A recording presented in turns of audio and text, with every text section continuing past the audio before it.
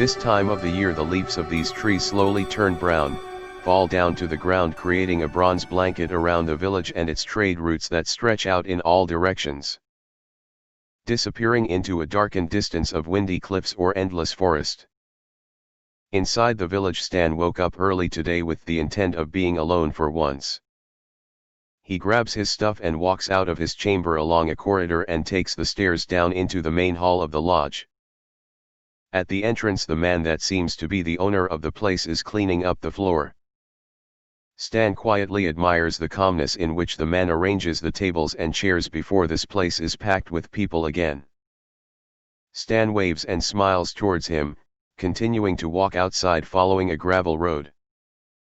Except for the owner of the rest house, still not a person in sight, he thinks to himself. With not much food in his bag he decides to get something to eat for later at the market before he checks out the cargo transport assignments there. Lekoy was already rolling out the carts for the early customers. He is one of Stan's best friends, however he only sees him at the market. "Good morning, Stan," Lekoy says. "Morning," Stan replies, while you can hear in the sound of his voice that he is still waking up. He grabs about 10 edible bars made out of dried fruit and nuts, then proceeds to reach for the potions in front of the stand, grabbing a green-looking potion and puts it down on the counter. "Anything else?" Lekoy asks. "Could you fill up my water bottle?" Stan replies. "Why you up so early, are you in a hurry?" Lekoy asks while filling up the bottle with collected spring water out of a large barrel. Stan shrugs. "I don't know. The quietness makes me think more clearly," Stan explains. "I want to do my trade route early before the streets start to fill up." Still not a people's person, are you?" Lekoy arguably notes. The village monks gather as a group in front of the big market stalls, while exiting a stone wall being connected to the monastery here. Stan quickly starts to pack his stuff, paying Lekoy the usual 12 silver. "Sorry, I gotta go," Stan says.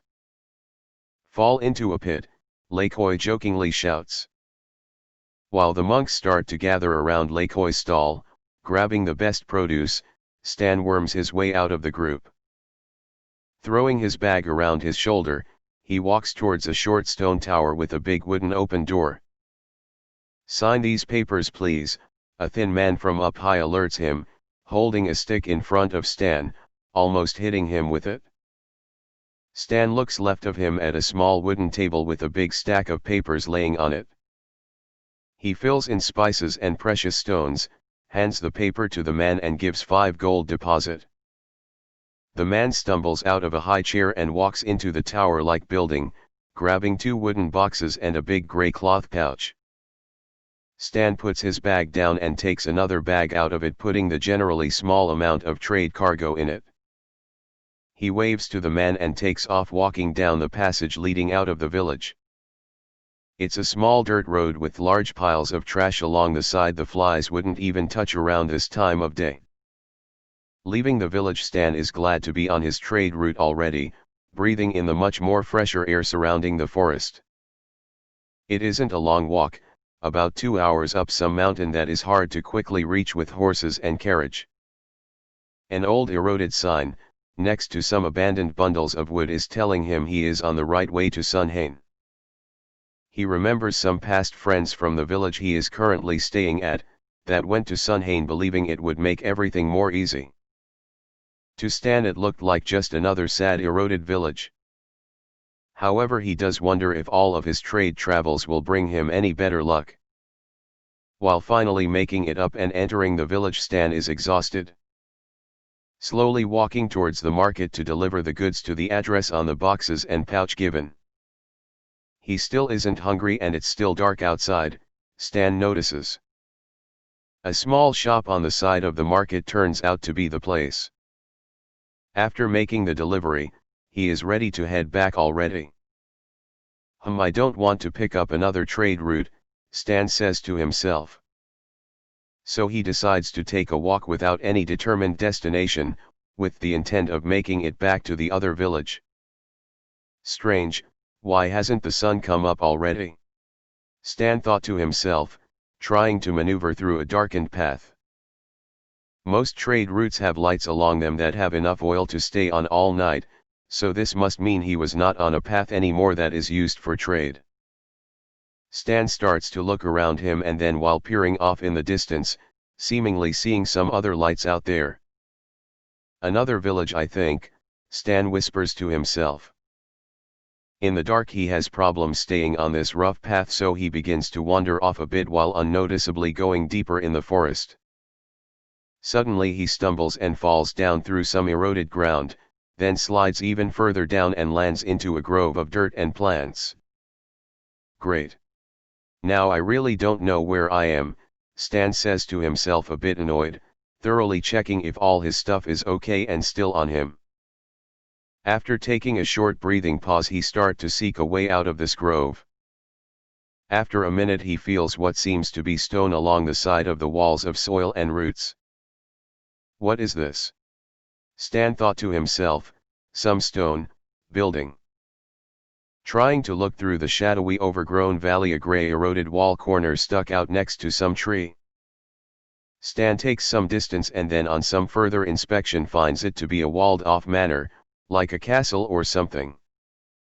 I don't know, Stan doubtfully thought to himself, let's take a look.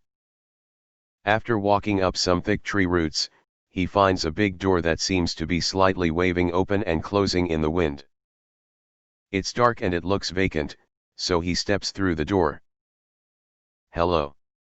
Anyone out here? He shouts. No response back. Trying to look around in this dark room, it seems to be some kind of a hall with old wooden furniture and a blanket of grey dust everywhere. It is getting night and so Stan decides to stay. Having only his clothes he brought with him, he starts to get cold, however. He roams through the dark, finding a dark wooden staircase going to the floor above. Holding firmly to the railing, making his way up, he tries to investigate further. The first room on the end of the stairs seemed to be a bedroom. Stepping inside, Stan starts to shiver. A door squeaks open from the side of the bedroom. Stan gets startled. It was an old wooden walk-in closet. A broom seems to have fallen over, opening the door. Maybe because of me letting the wind in, Stan thought. The closet doesn't seem to contain much clothing, though Stan is able to find a set of grey thick linen pants and a long silk shirt a bit bigger than his size. The bedroom also seems to have a shower and sink, something Stan rarely encounters. Everything looked a lot more delicate than what he knew from the villages. He tries to roll open the taps for water. The shower and sink both don't seem to work, however. If I could repair the water lines through the manor, Stan said to himself. I could even wash all the cloths around here. Some days pass with Stan walking around the house, investigating the manor while following small stone enclosed paths through the walls and ceiling where the water used to flow. While finding oil lamps along the way, he successfully lights up some rooms with the low amount of oil still left in them. Eventually he finds that the pipes all lead up to a mill connected to a water wheel, just outside the manor, still all within the walls of the compound. The wind rushes, almost sounding like a voice.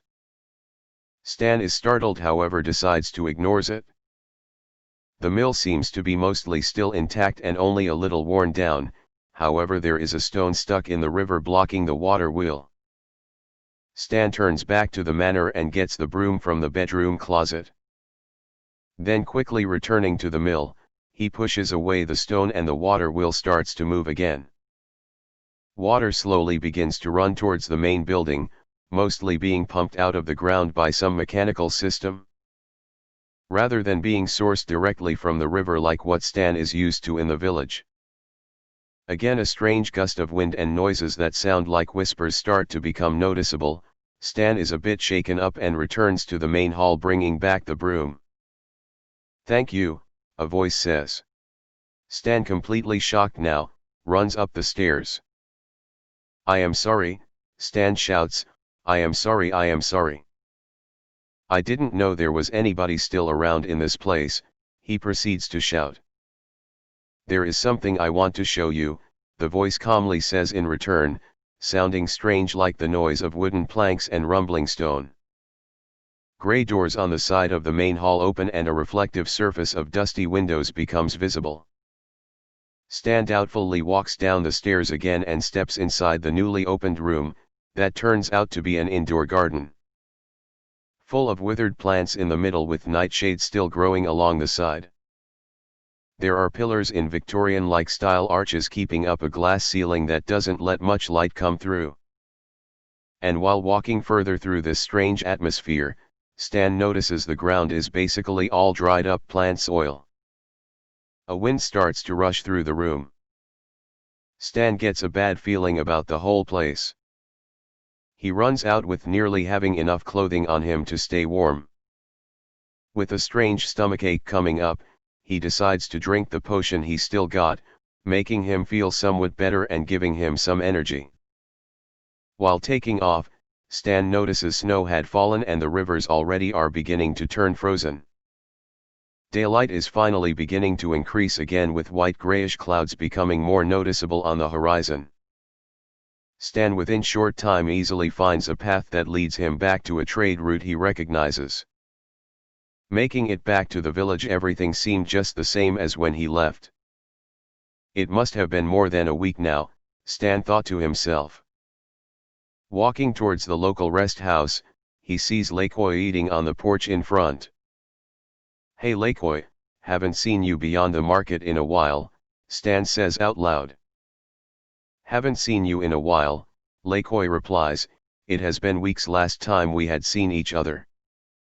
I was away, Stan explains, I found this, place, it is like a mansion. A mansion? Lekoy interrupts. Yes, a place to myself, I felt like I could be free, Stan continues to tell excitedly. Lekoy stops eating. Let me tell you, he mumbles, while putting down a bowl of plain rice. There are so many abandoned ruins out there. They are abandoned because it doesn't got the benefits of a village, you shouldn't go back there. Lekoy convincingly says to Stan while leaning towards him. And what is freedom if you are a nobody? The market is our freedom, it makes trade so easy now, that we don't have to seek out what we need. Stan doubtfully looks at Lekoy, okay. Thank you, he takes a pause, maybe I see you later at the market.